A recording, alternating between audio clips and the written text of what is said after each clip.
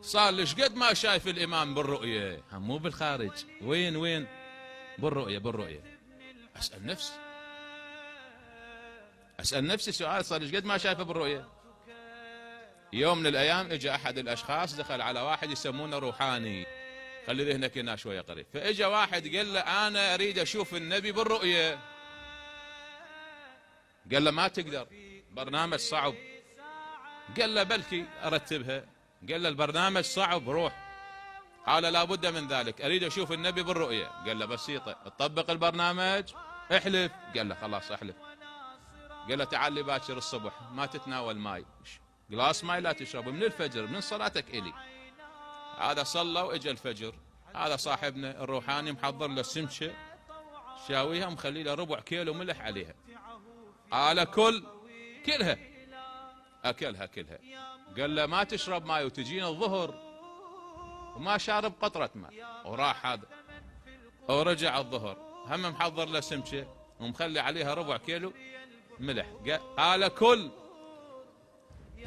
أكلها. قال له ولا تشرب لك قطرة ماي، تجيني بالليل. راح اجا بالليل محضر له هم شنو، هم سلشة وحاط عليها المرة نص كيلو ملح. قال كل. قال له أكلتها. قال له قالت روح تنام وباكر الصبح إلا أنا أقول لك تشرب ماي لو ما تشرب ماي. وهذا راح. اجى ثاني يوم الصبح صاحبنا بعد ما نايم، نام له شوية وقعد. قال ما رأيت، شنو شفته بالرؤية؟ قال شفت بالرؤية الدنيا تمطر وأنا أشرب ماي وغاطب هذا الشط وطالع من ذاك النهر وأشرب من هذا وأرجع من هذا. قال له فكرت لك نص نهار بالماي، شفت الماي بالرؤية. شفت الشاهد مالتنا لو لا؟ لو مفكر لك نص نهار بالنبي ما تقدر تشوف النبي بالرؤية. أنا وياك ايش قد مفكرين بإمامنا صاحب العصر والزمان، ايش قد مفكرين بيه.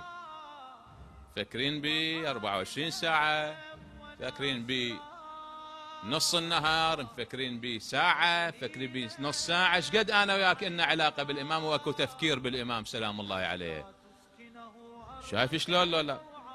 مو شو نقول أنا وياك، نقول ليت شعري أين استقرت بك النوى، بل أي أرض تقلك، أو ثرى برضوى أم غيرها أم ذي طوى. عزيز علي أن أرى الخلق ولا ترى، ولا أسمع لك حسيسا ولا نجوى. هل من معين فأطيل معه العويل والبكاء، هل من جزوع.